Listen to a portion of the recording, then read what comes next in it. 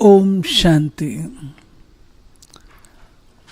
आज 6 सितंबर 2024 बाप दादा के साकार रूप के चले हुए मधुर महावाक्य हैं। पिछले कुछ दिनों की मुरलियों में बाबा हमें बारंबार पढ़ाई सोर्स ऑफ इनकम है ये बता रहे हैं। ज्ञान, समझ, तीसरा नेत्र, भिन्न भिन्न प्रकार से बाबा ने समझाया। आज भी बाबा ने कहा है कि बच्चे जितना अच्छी रीति पढ़ेंगे उतने ऊंच पद की प्राप्ति कर सकते हैं। तो सुनते हैं बाबा की आज के डायरेक्ट महावाक्य। मीठे बच्चे, तुम्हारी ये पढ़ाई सोर्स ऑफ इनकम है। इस पढ़ाई से 21 जन्मों के लिए कमाई का प्रबंध हो जाता है। जितना अच्छा पढ़ेंगे तो ऊंच पद पाएंगे ना, तो जन्म बाय जन्म हमारा पढ़ाई का, कमाई का प्रबंध हो जाता है। प्रश्न पूछा गया है, मुक्ति धाम में जाना कमाई है या घाटा? उत्तर है, भक्तों के लिए ये भी कमाई है, क्योंकि आधा कल्प से शांति शांति मांगते आए हैं। बहुत मेहनत के बाद भी शांति नहीं मिली। अब बाप द्वारा शांति मिलती है, अर्थात मुक्ति धाम में जाते हैं। तो ये भी आधा कल्प की मेहनत का फल हुआ, इसलिए इसे भी कमाई कहेंगे, घाटा नहीं। तुम बच्चे तो जीवन मुक्ति में जाने का पुरुषार्थ करते हो। तुम्हारी बुद्धि में अभी सारे वर्ल्ड की हिस्ट्री, ज्योग्राफी नाच रही है। बाबा कहते हैं मुक्ति में जाना कमाई है या घाटा? क्योंकि 2500 वर्ष भक्ति करते हैं, और 2500 वर्ष भक्ति करते हैं तो जीवन मुक्ति का तो पता ही नहीं है। पता ही है हमको मुक्ति का। तो बाबा कहते हैं आधा कल्प के बाद मुक्ति मिल जाती है, तो वो भी एक प्रकार की कमाई है, घाटा नहीं है। ओम शांति। मीठे मीठे रूहानी बच्चों को रूहानी बाप ने ये तो समझाया है कि रूह ही सब कुछ समझती है। इस समय तुम बच्चों को रूहानी दुनिया में बाप ले जाते हैं। उनको कहा जाता है रूहानी दुनिया, दैवी दुनिया। इसको कहा जाता है जिस्मानी दुनिया, मनुष्यों की दुनिया। बच्चे समझते हैं दैवी दुनिया थी, वो दैवी मनुष्यों की पवित्र दुनिया थी। अभी मनुष्य अपवित्र है, इसलिए उन देवताओं का गायन पूजन करते हैं। बाबा कहते हैं वो दुनिया थी, दैवी दुनिया थी, ये तो जानते हैं, परंतु आज वो दुनिया नहीं है। तो नेचुरल है, जो निर्विकारी दुनिया है, दैवी दुनिया है, उसका गायन भी करते हैं तो पूजन भी करते हैं। यह स्मृति है कि बरोबर पहले झाड़ में एक ही धर्म होगा। विराट रूप में झाड़ पर भी समझाना है। इस झाड़ का बीज रूप ऊपर में है। इसको कहा था उल्टा वृक्ष। उल्टा वृक्ष क्यों कहते हैं? क्योंकि सामान्य तौर पर बीज होता है नीचे, झाड़ का विस्तार होता है ऊपर, परंतु इसको उल्टा इसलिए कहते हैं कि जो बीज है इसका, शिव बाबा, वो रहता है ऊपर, बाकी झाड़ नीचे है।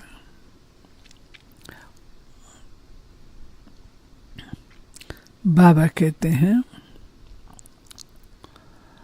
झाड़ का बीज है बाप, फिर जैसा बीज वैसा फल अर्थात पत्ते निकलते हैं। ये भी वंडर है, कितनी छोटी चीज कितना फल देती है, कितना उनका रूप बदलता जाता है। इस मनुष्य सृष्टि रूपी झाड़ को कोई नहीं जानता। इसको कहा जाता है कल्प वृक्ष। इसका बस गीता में ही वर्णन है। उधर वो मूल शाखा करके आता है ना, सब जानते हैं गीता ही नंबर 1 धर्म का शास्त्र है। शास्त्र भी नंबरवार तो होते हैं ना।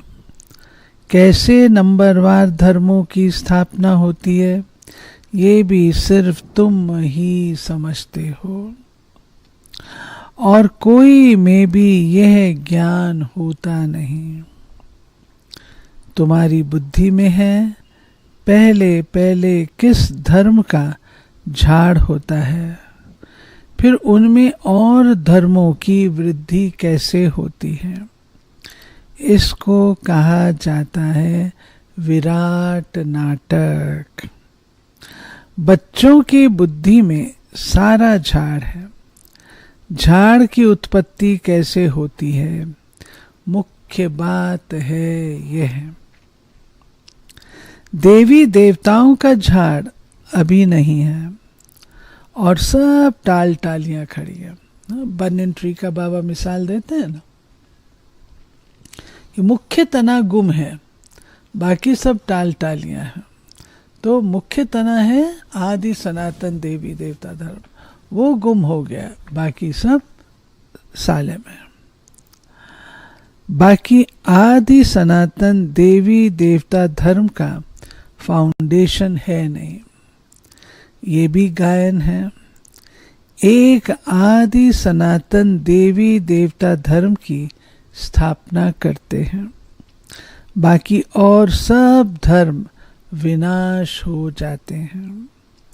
अभी तुम जानते हो कितना छोटा सा दैवी झाड़ होगा, फिर और सब इतने धर्म होंगे ही नहीं।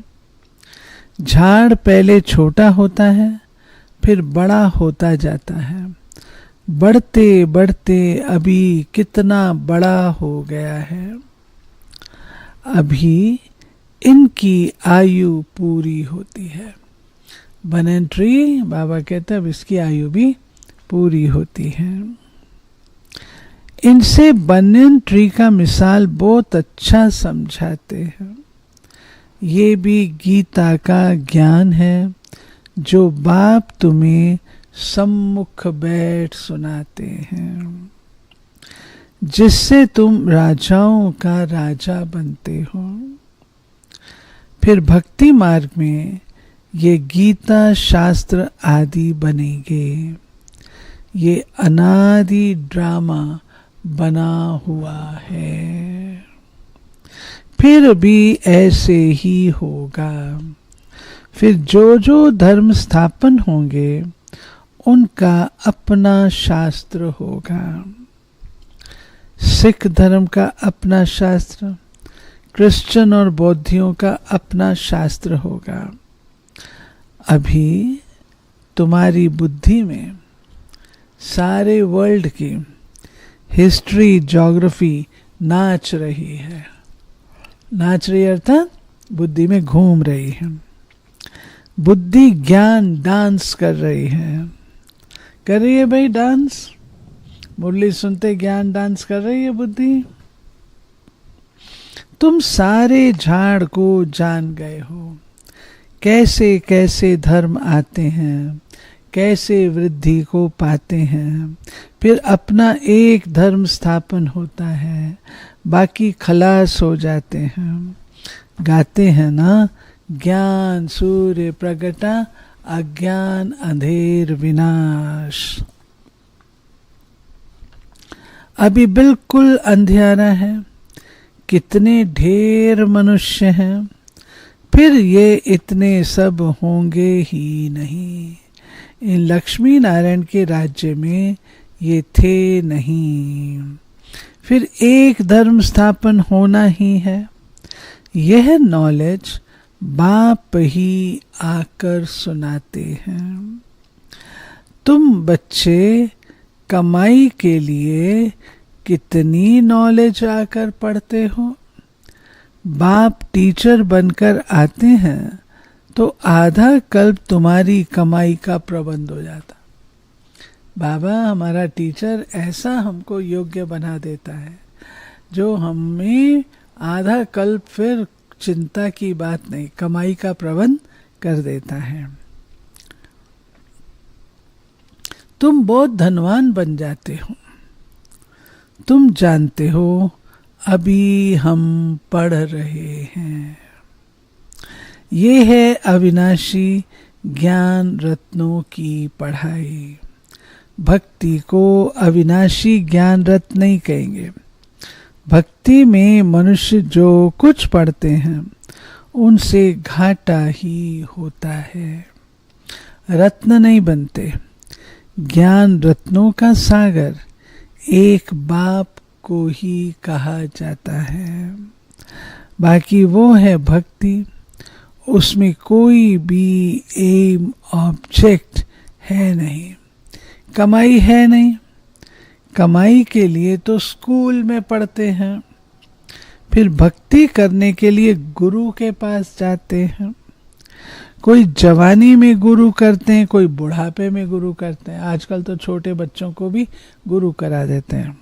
हम लोग को भी बचपन में राधा स्वामी गुरु करा दिया था।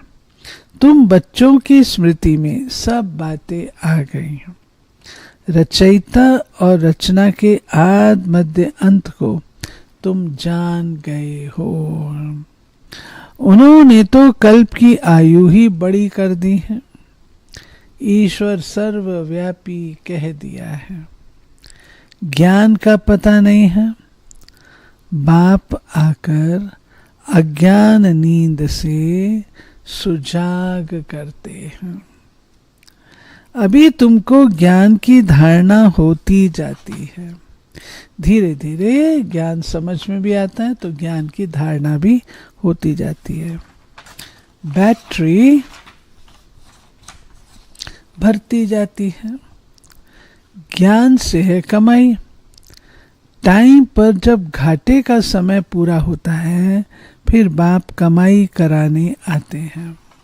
भक्ति में घाटा होता जाता ना, खर्च ही खर्च कर रहे हैं। मुक्ति में जाना वो भी कमाई है। शांति तो सब मांगते रहते हैं। शांति देवा कहने से बुद्धि बाप तरफ चली जाती है। कहते हैं विश्व में शांति हो, परंतु वो कैसे होगी ये किसको भी पता नहीं है। शांति धाम सुख धाम अलग होते हैं, ये भी नहीं जानते हैं। जो पहला नंबर है उनको भी कुछ पता नहीं था। अभी तुमको सारी नॉलेज है। तुम जानते हो हम इस कर्म क्षेत्र पर कर्म का पाठ बजाने आए हैं। कर्म क्षेत्र पर क्यों आए? कर्म का पाठ बजाने, कर्म करने के लिए। कहाँ से आए? ब्रह्मलोक से, निराकारी दुनिया से आए हैं इस साकारी दुनिया में पाठ बजाने। हम आत्मा दूसरी जगह की रहने वाली है। यहाँ ये 5 तत्वों का शरीर रहता है। शरीर है तब हम बोल सकते हैं। हम चैतन्य पाठधारी हैं। अभी तुम ऐसे नहीं कहेंगे कि इस ड्रामा के आदि मध्य अंत को हम नहीं जानते हैं। आगे नहीं जानते थे। अपने बाप को, अपने घर को, अपने रूप को यथार्थ रीति नहीं जानते थे। अभी जानते हैं आत्मा कैसे पाठ बजाती रहती है। स्मृति आई है, पहले स्मृति नहीं थी। तुम जानते हो सच्चा बाप ही सच सुनाते हैं, जिससे हम सच खंड के मालिक बन जाते हैं। सच के ऊपर भी सुखमणि में है। सत कहा जाता है सच खंड को। देवताएं सब सच बोलने वाले। ये बाबा बता रहे हैं कि कैसे हम आत्माएं अपना पार्ट प्ले करने के लिए आती हैं, और आती हैं फ्रेश परम धाम से। करते करते पार्ट प्ले करती हैं। हम चेतन पाठधारी हैं। फिर बाबा ने कहा कि तुम बच्चों को पता है हम आत्मा कैसे पार्ट बजाती हैं। एक जन्म ले फिर दूसरा लेते हैं, और सच खंड है सतयुग। तो बाबा ने सुखमणि को रेफर किया है सच के ऊपर। देवताएं सब सच बोलने वाले हैं। सच सिखलाने वाला है बाप। उनकी महिमा देखो कितनी है। गाई हुई महिमा तुमको काम में आती है। शिव बाबा की महिमा करते हैं, वही झाड़ के आद मध्य अंत को जानते हैं। सच बाप सुनाते हैं तो तुम बच्चे सच्चे बन जाते हो। आत्मा का प्रथम गुण क्या है? सत। तो बाबा कहते हैं सत के 2 अर्थ हैं, सच्चाई भी और सत का अर्थ है अविनाशी भी। तो बाबा कहते मैं आकर के तुमको सच सुनाता हूँ, जिससे तुम सच्चे बन जाते हो। सत ज्ञान मिलता है ना। जब ज्ञान सत्य मिलता है, तुम कौन हो, किसकी संतान हो, किस लिए आए हो, क्या करना है, जब ये सारी बातें मिलती हैं तो फिर नेचुरली सच हो जाता है, सच्चे बन जाते हैं। सच खंड भी बन जाता है। भारत सच खंड था। नंबर 1 ऊंच ते ऊंच तीर्थ भी ये है, क्योंकि सर्व की सदगति करने वाला बाप भारत में ही आते हैं। एक धर्म की स्थापना होती है, बाकी सब का विनाश हो जाता है।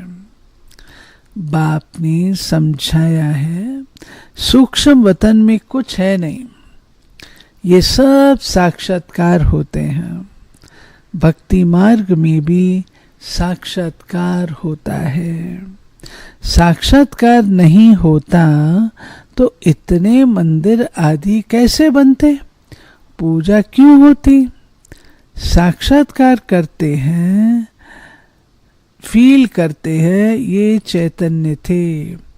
बाप समझाते हैं भक्ति मार्ग में जो कुछ मंदिर आदि बनते हैं, जो तुमने सुना देखा है, वो सब रिपीट होगा।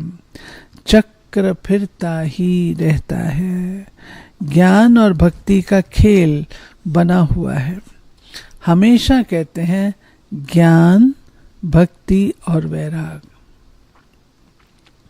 परंतु डिटेल कुछ नहीं जानते। बाप बैठ समझाते हैं। ज्ञान है दिन, भक्ति है रात। वैराग्य है रात का, फिर दिन होता है। भक्ति में है दुख, इसलिए उसका वैराग्य। सुख का तो वैराग्य नहीं कहेंगे। सन्यास आदि भी दुख के कारण लेते हैं, समझते हैं पवित्रता में सुख है, इसलिए स्त्री को त्याग चले जाते हैं। आजकल तो धनवान भी बन गए हैं, क्योंकि संपत्ति बिगर तो सुख मिल ना सके। माया वार कर जंगल से फिर शहर में ले आती है। हाँ, बाबा कहते हैं कि वैराग है रात का, फिर दिन होता है। भक्ति में दुख, इसलिए उसका वैराग। सुख का तो वैराग नहीं कहेंगे। तो सन्यास भी जो करते हैं वो दुख के कारण करते हैं, जंगल में चले आते हैं, परंतु फिर क्या होता है, फिर लौट करके वापस वहां आ जाते शहरों में। आजकल तो बहुत ऐसा हो रहा है। माया वार कर जंगल से फिर शहर में ले आती है। विवेकानंद और रामकृष्ण भी दो बड़े सन्यासी होकर गए। सन्यास की ताकत रामकृष्ण में थी, बाकी भक्ति का समझाना करना वो विवेकानंद का था। दोनों की पुस्तकें हैं। पुस्तक जब लिखते हैं तो एकाग्रचित्त हो बैठ लिखते हैं। तो है ना, कुछ भी लिखना कोई मास्टर का घर थोड़ी है, लिखना एक कला होती है, तो लिखने में एकाग्रता चाहिए। तो बाबा कहते हैं रामकृष्ण जब अपनी बायोग्राफी बैठ लिखते थे तो शिष्य को भी कहा तुम जाकर दूर बैठो। था बहुत तीखा, कड़ा सन्यासी, नाम भी बहुत है। बाप ऐसे नहीं कहते स्त्री को माँ कहो, बाप तो कहते उनको भी आत्मा समझो। बाबा कहते हैं कि एकाग्रता की बात है। जब भी कोई लिखते हैं, रामकृष्ण जी भी अपने उसको कहते थे शिष्य को, मुझसे दूर रहो। तो एक किसकी कहानी है कि उसने जब ग्रंथ लिख रहे थे, जब ग्रंथ लिख के पूरा किया तो माँ रोज खाना खिलाती थी। खाना खिलाए वो चुप करके खा लेते थे, ग्रंथ लिखते थे। तो एक दिन लास्ट ग्रंथ उनका पूरा हो चुका था और खाना खाया तो माँ को कहा माँ आज सब्जी में नमक नहीं था। तो माँ का उत्तर था क्या तुम्हारा ग्रंथ लिखना संपन्न हो गया? तो हाँ माँ, तुमको कैसे पता? तो उसने कहा कि रोज ही सब्जी में नमक नहीं होता था, लेकिन आज तुमने बोला है तो मेरे को लगा कि तुम्हारा ग्रंथ पूरा हो गया। इतनी एकाग्रता थी, रोज भोजन करते थे बिना नमक के, परंतु आज तुम्हारा पूरा हुआ, उसकी निशानी तुम्हें पता लग रहा है फीका और नमक। तो बाबा कहते हैं ऐसी एकाग्रता में लिखते हैं तो लोग कहते हैं दूर जाओ, डिस्टर्ब नहीं करो। बाबा कहते हैं उनको भी आत्मा समझो, माँ को भी आत्मा समझो। आत्माएं तो सब भाई भाई हैं। सन्यासियों की बात अलग है। उसने स्त्री को माँ समझा, माँ की बैठ बड़ाई की है। ये ज्ञान का रास्ता है। वैराग्य की बात अलग है। वैराग्य में आकर स्त्री को माँ समझा। माता अक्षर में क्रिमिनल आई नहीं होगी। बहन में भी क्रिमिनल दृष्टि जा सकती है, माता में कभी खराब ख्यालात नहीं आएंगे। बाप की बच्ची में भी क्रिमिनल दृष्टि जा सकती है, माँ में कभी नहीं जाएगी। सन्यासी स्त्री को माँ समझने लगा। उनके लिए ऐसे नहीं कहते दुनिया कैसे चलेगी, पैदाइश कैसे होगी। वो तो एक को वैराग आया, माँ कह दिया। उनकी महिमा देखो कितनी है। यहाँ बहन भाई कहने से भी बहुतों की दृष्टि जाती है। इसलिए बाप कहते हैं भाई भाई समझो। ये है ज्ञान की बात, वो है एक की बात। यहाँ तो प्रजापिता ब्रह्मा की संतान ढेर भाई बहन है। बाप बैठ सब बातें समझाते हैं। ये भी तो शास्त्र आदि पढ़ा हुआ है। वो धर्म ही अलग है निवृत्ति मार्ग का, सिर्फ पुरुषों के लिए। वो है हद का वैराग। तुमको तो सारी बेहद की दुनिया से वैराग। संगम पर ही बाप आकर तुम्हें बेहद की बातें समझाते हैं। अभी इस पुरानी दुनिया से वैराग्य करना है। ये बहुत पतित छीछी दुनिया है। यहाँ शरीर पावन हो ना सके। आत्मा को नया शरीर सतयुग में ही मिल सकता है। भल यहाँ आत्मा पवित्र बनती है, परंतु शरीर फिर भी अपवित्र रहता है जब तक कर्मातीत अवस्था हो। सोने में खाद पड़ती है तो जेवर भी खाद वाला बनता है। खाद निकल जाए तो जेवर भी सच्चा बनेगा। खाद कहते बाबा अलॉय को, मिक्सचर को। इन लक्ष्मी नारायण की आत्मा और शरीर दोनों सतो प्रधान। तुम्हारी आत्मा और शरीर दोनों ही तमो प्रधान काले हैं। आत्मा काम चिता पर बैठ काली बन गई है। बाप कहते हैं फिर हम आकर सांवरे से गोरा बनाते। शाम सुंदर कहते हैं ना, सुंदर शाम नहीं कहते, शाम सुंदर, शाम से सुंदर बनाते। ये ज्ञान की सारी बात है, बाकी पानी आदि की बात नहीं। सब काम चिता पर बैठ पतित बन पड़े हैं, इसलिए राखी बंधवाई जाती है, पावन बनने की प्रतिज्ञा करो।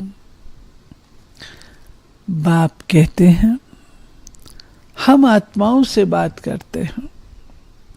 मैं आत्माओं का बाप हूं, जिसको तुम याद करते आए हो। बाबा आओ, हमको सुख धाम में ले चलो, दुख हरो। कलयुग में होते हैं अपार दुख। बाप समझाते हैं तुम काम चिता पर बैठ काले तमो प्रधान हो गए हो। अब मैं आया हूं काम चिता से उतार ज्ञान चिता पर बिठाने के लिए। अब पवित्र बन स्वर्ग में चलना है। बाप को याद करना है। बाप कशिश करते हैं। बाबा के पास युगल आते हैं। एक को कशिश होती है, दूसरे को नहीं। पुरुष ने फट से कह दिया हम इस अंतिम जन्म में पवित्र रहेंगे, काम चिता पर नहीं चढ़ेंगे। ऐसे नहीं कि निश्चय हो गया। निश्चय अगर होता तो बेहद बाप को पत्र लिखते, कनेक्शन में रहते। सुना है पवित्र रहते हैं, अपने धंधे आदि में ही मस्त रहते हैं। बाप की याद कहाँ है? ऐसे बाप को तो बहुत याद करना चाहिए। गायन भी है ना, प्यार करो चाहे ठुकराओ, हम हाथ कभी नहीं छोड़ेंगे। ऐसे नहीं यहाँ आकर रहना है, वो तो फिर सन्यास हो गया। घर बार छोड़ यहाँ आकर रहे। तुमको तो कहा जाता है गृहस्थ व्यवहार में रहते पवित्र बनो। ये पहले तो भट्टी बननी थी, जिससे इतने तैयार हो निकले। उनका भी बहुत अच्छा वृत्तांत है। जो बाप का बनकर यज्ञ में रह करके रूहानी सर्विस नहीं करते, वो जाकर दास दासियां बनते हैं। बहुत बड़ी स्टेटमेंट है बाबा की। यज्ञ में रहते हैं, बाबा के भंडारे से पलते हैं, ऑन गॉडली सर्विस हैं, और अगर सेवा उस अनुरूप नहीं करते हैं, बाबा कहते हैं भंडारी में आया 1 रुपया, बाबा उसकी कीमत कितनी बना देता है। अगर हम इस प्रकार से